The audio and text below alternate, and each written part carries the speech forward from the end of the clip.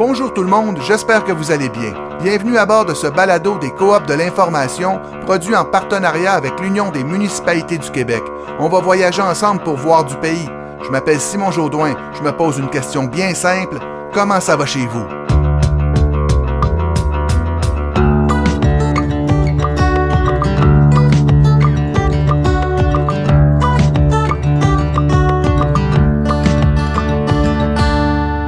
Vous vous souvenez sans doute, en décembre 2022, le Québec était l'hôte d'une grande rencontre internationale sur l'environnement. C'était la COP 15 qui avait lieu à Montréal.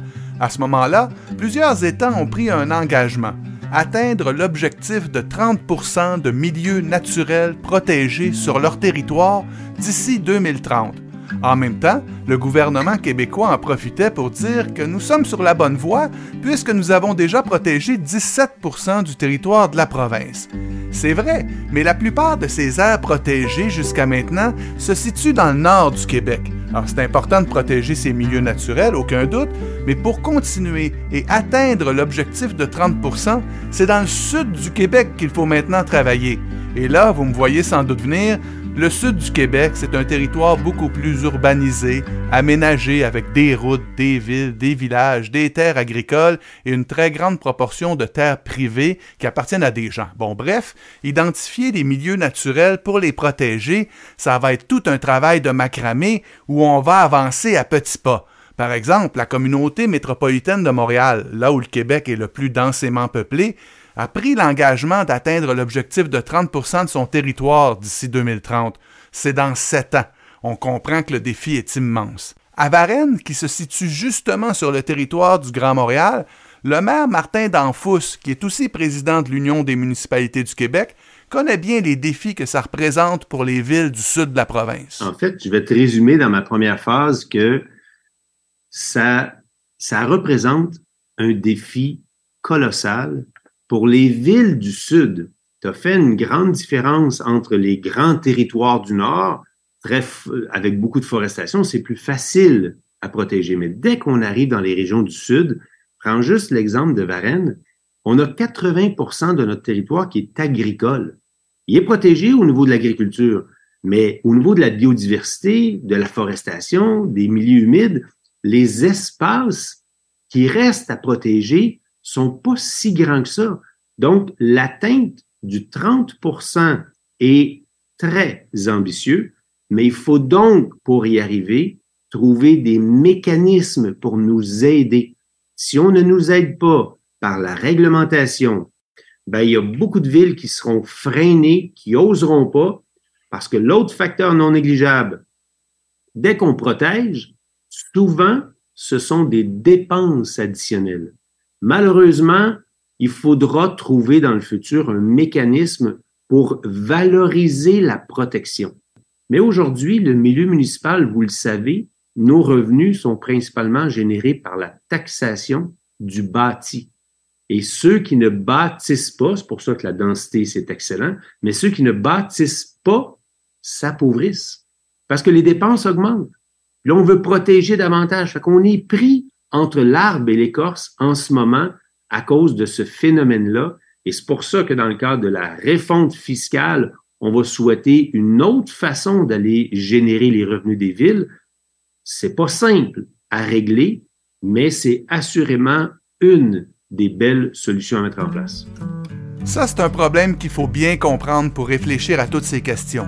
Protéger des milieux naturels et des espaces verts pour les municipalités, ça veut dire bien évidemment qu'on va prendre l'engagement de ne pas construire de maisons ou d'infrastructures sur ces portions de territoire, qu'on va les laisser intactes, peut-être même les reboiser dans certains cas. Or, tout ça vient avec des coûts. Et la seule manière pour les villes d'augmenter leur capacité financière, c'est de taxer les propriétés. En somme, vous voyez bien le paradoxe, on est devant des nouveaux projets qu'il faut financer, mais les modes de financement traditionnels des villes reposent sur le développement urbain qu'il faut entièrement repenser. La façon de développer nos villes aujourd'hui est assurément très différente de ce qu'on a fait dans les 50 dernières années. On parle beaucoup de densité et ça, c'est un élément clé. On ne peut plus continuer à développer à travers les terres agricoles. Ça fait déjà 10 ans que c'est stoppé et ça risque d'être stoppé pendant très, très, très longtemps. Il faut commencer à densifier, puis on le fait bien, parce qu'il est clair que la protection de la biodiversité, la protection des milieux naturels, la protection de nos forêts, et on a mis en place des mécanismes pour justement s'assurer de protéger les golfs. Il y a des golfs qui ferment dans la grande région métropolitaine, et plein de développeurs s'imaginent que demain matin, ils vont installer des condos, des maisons dans ces terrains vastes-là. Mais l'enjeu, quand on fait ça, c'est les poursuites. On a besoin d'une meilleure protection juridique de la part du gouvernement provincial, parce qu'à partir du moment où les villes veulent protéger des territoires, on n'est pas à l'abri de poursuites importantes. Puis quand on perd des causes, comme c'est arrivé à Mascouche et à Saint-Bruno, mais ça fait mal et ça crée un frein trop important. Donc, le volet de la réglementation doit davantage sécuriser le milieu municipal et on attend une refonte de l'expropriation. Ça fait des années que cette réglementation-là a besoin d'être modernisée. On entend que le gouvernement prévoit déposer dans les prochaines semaines, prochains mois, cette fameuse modernisation-là. On veut s'assurer qu'on ait les coups des franges pour mieux protéger notre territoire. Bon, gardons ça en tête, là, car c'est important. Identifier, acquérir des territoires qu'on veut protéger, ça vient avec des coûts immenses, mais aussi avec des risques financiers et juridiques très importants lorsqu'il s'agit de changer les règles de zonage. Des promoteurs immobiliers peuvent poursuivre devant les tribunaux, prétextant une forme d'expropriation déguisée. C'est un processus très long, mais aussi très cher. Maintenant, question de voir un peu de paysage, venez avec moi. On va se déplacer vraiment à l'extrême sud du Québec, dans Brome-Missisquoi et les alentours, là, dans les cantons de l'Est. Vous voyez c'est où? Entre Montréal et Sherbrooke, au sud de l'autoroute 10. On trouve là ce qu'on nomme désormais le corridor appalachien. C'est le nom d'un organisme qui, depuis une vingtaine d'années, s'est justement donné pour mission de protéger une portion de la chaîne des Appalaches, portion qu'on appelle les Montagnes vertes, d'un massif autour de Sutton qui se rend jusqu'au mont Offord, grosso modo. Ce sont des forêts d'une très grande beauté, des écosystèmes très riches. Alors, si je vous parle de ça, c'est que eux, les artisans de corridors appalachiens, c'est exactement ce qu'ils font, l'espèce de macramé dont je vous parlais. Ils trouvent des portions de territoire à protéger, ils travaillent avec des propriétaires terriens, ils achètent des terres, ils en obtiennent grâce à des donations et aussi, ils œuvrent avec les municipalités pour mieux les outiller, leur donner des bons arguments pour défendre leur politique de conservation et les faire comprendre à la population. Alors, pour la directrice Mélanie Lelièvre, modifier les règles pour permettre aux villes de mieux protéger le territoire, c'est pas un simple enjeu municipal, c'est une question de bien commun, d'envergure nationale et internationale. Nous, on recommande aux municipalités d'être audacieux pour la prise en compte des milieux naturels les plus sensibles, puis on les accompagne afin que leurs décisions soient le plus possible prises sur des éléments concrets, tangibles. Alors, on va proposer d'aller valider sur le terrain, de faire la caractérisation et de venir apporter des arguments vraiment scientifiques, sérieux à la municipalité qui va lui permettre de justifier et d'expliquer pourquoi ce corridor-là naturel se retrouve à son règlement de zonage.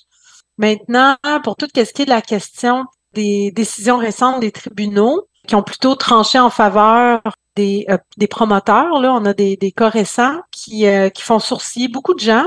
Ben, on pense que c'est une occasion pour réformer et demander des modifications parce que on ne peut pas à la fois avoir pris des engagements au niveau national. Donc, la communauté internationale a pris des engagements de biodiversité. Le Québec a ratifié ces engagements-là. Donc, on peut pas à la fois se dire comme collectivité, nous avons l'objectif de protéger 30% du territoire et en même temps de ne pas outiller les municipalités pour qu'elles puissent suivre dans cet objectif-là. Les municipalités devraient avoir le droit de zoner, par exemple, conservation des milieux qui sont très sensibles et qui sont importants pour l'ensemble de la collectivité. Le bien commun devrait primer devant le droit individuel de donner la plus haute valeur marchande possible à un terrain. On devrait faire primer la protection de l'environnement et réformer les aspects législatifs nécessaires pour que cette préoccupation-là contemporaine puisse se déployer par les municipalités. Comparativement à d'autres questions environnementales qui peuvent sembler plus théoriques, les milieux naturels, c'est quelque chose de très concret. On les voit, on les touche, ils font partie des environs, on les habite. On l'a bien vu aussi pendant la pandémie. Souvenez-vous à quel point les espaces verts, les grands parcs, les sentiers, tout ça, ça a vraiment servi de refuge pour bien des gens. On peut supposer en tout cas qu'on mesure mieux la valeur des milieux naturels lorsqu'on constate l'importance qu'ils ont sur nos modes de vie. Cette prise de conscience se traduit de plus en plus, peut-être, en mobilisation dans les communautés. S'il y a un facteur que j'ai observé dans mes 15 ans à la mairie, c'est la progression de l'intérêt pour l'environnement là, est fulgurante. Je l'ai observé, il y a 20 ans, 30 ans, on avait l'impression que c'est juste les gens de Greenpeace qui nous parlaient d'environnement. Très peu de gens étaient conscients de ce qui se passe. Mais aujourd'hui, avec ce qu'ils voient, pas juste au Québec, avec ce qu'ils voient partout à l'échelle mondiale. Regardez les extrêmes chaleurs. Puis là, je ne vois pas il y a 10 ans, là, je vais juste à l'été passé.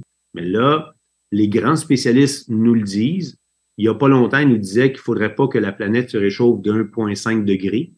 Aujourd'hui, on est à 2. Fait que là, il y a comme une accélération du risque. Il y a une prise de conscience, mais il faut agir aujourd'hui. Le municipal est le meilleur acteur pour intervenir sur le terrain. Comme gouvernement de proximité, là, quand il se passe quelque chose, on est sur le terrain avec eux et on reste sur le terrain avec eux. Quand on a des inondations, vous le savez, là, vous les voyez à la télévision.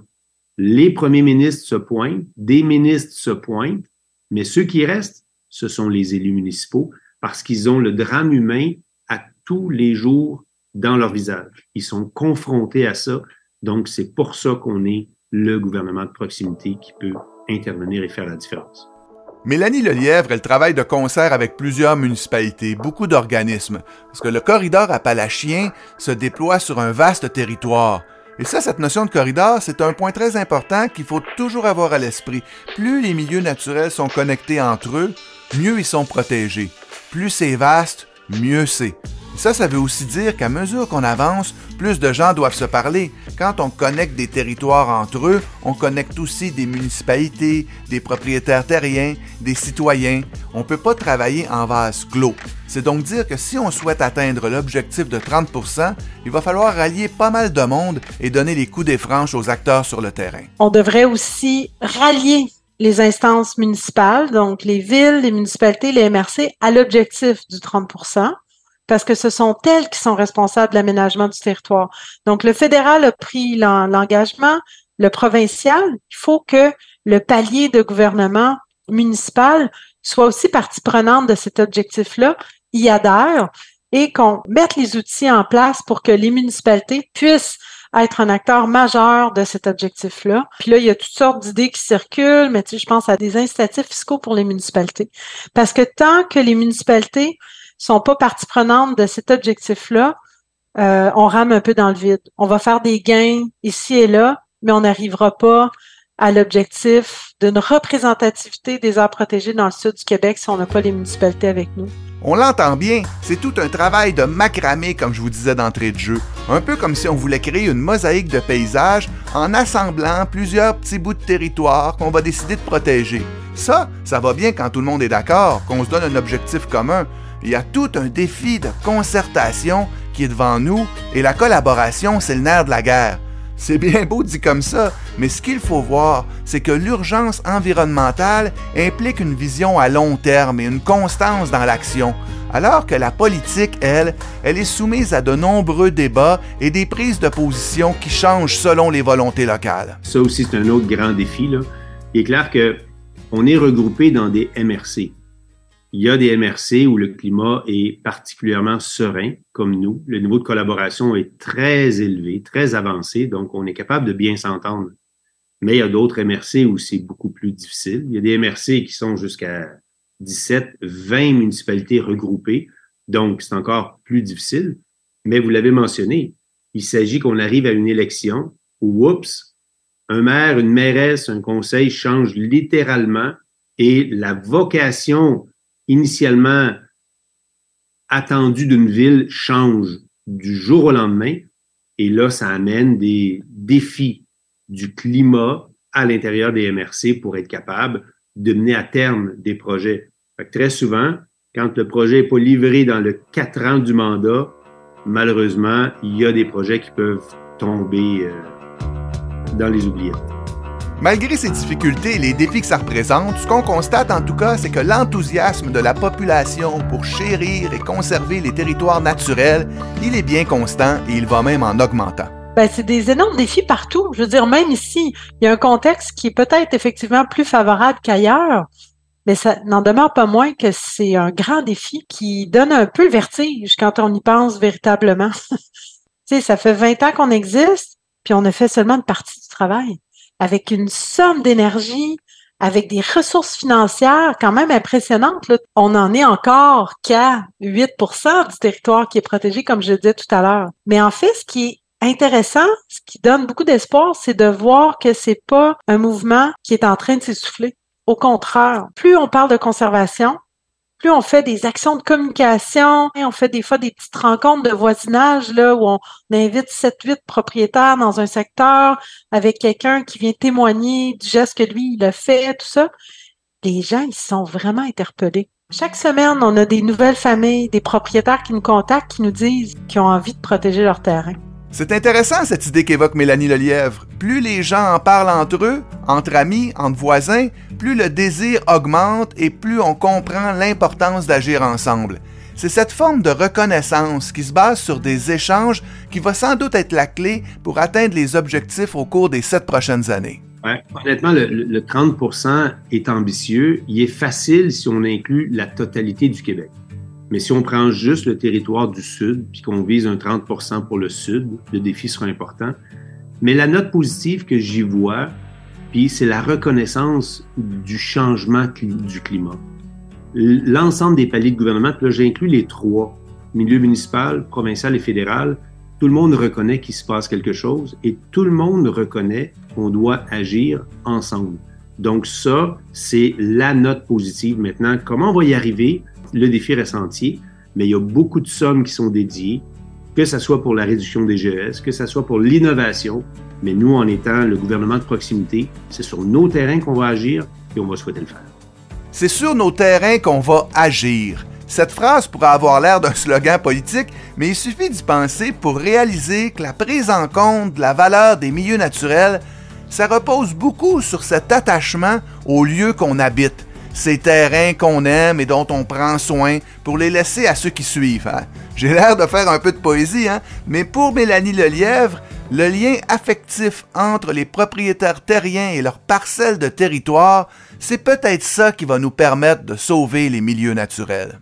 C'est vraiment fascinant de voir le taux de succès qu'a le discours de la conservation auprès des propriétaires fonciers. Parce que les propriétaires de milieux naturels, là, moindrement, qui sont propriétaires depuis un certain temps, il y a un lien affectif très grand qui se crée entre le propriétaire et son milieu naturel. À quelque part, tous les propriétaires préfèrent comme destination finale de leur immeuble le choix de la conservation plutôt que de vendre à quelqu'un qui éventuellement va morceler ce territoire-là en 12 petits carreaux puis aménager une grande route au milieu puis autant de maisons. Comme je le dis souvent, pour mieux comprendre les questions d'environnement, il faut parler de ce qui se passe dans les environs, près de chez nous. Plus on aime quelque chose, plus on a envie de le protéger. Alors, je vous laisse sur ces quelques mots teintés de romantisme en vous invitant à fréquenter les environs justement pour tisser des liens amoureux. Merci beaucoup d'avoir été à l'écoute. Comment ça va chez vous? C'est une production des Coops de l'information en partenariat avec l'Union des municipalités du Québec. Si ces sujets de discussion et de réflexion vous intéressent, rendez-vous sur les sites de nos médias. Vous trouverez des compléments d'information, des liens vers des articles et d'autres références. Vous n'avez qu'à entrer l'adresse nousautres.ca dans votre navigateur pour nous trouver. Je vous invite aussi à vous abonner aux infolettres des 6 médias des Coops de l'information, Le Soleil à Québec, Le Droit à Gatineau, La Tribune à Sherbrooke, La Voix de l'Est à Granby, Le Quotidien à Saguenay et Le Nouvelliste à Trois-Rivières. C'est gratuit et vous allez recevoir à tous les jours des bouquets de nouvelles locales qui vont vous permettre de mieux comprendre ce qui se passe au Québec. Je m'appelle Simon Jaudoin et je vous dis portez-vous bien. À bientôt.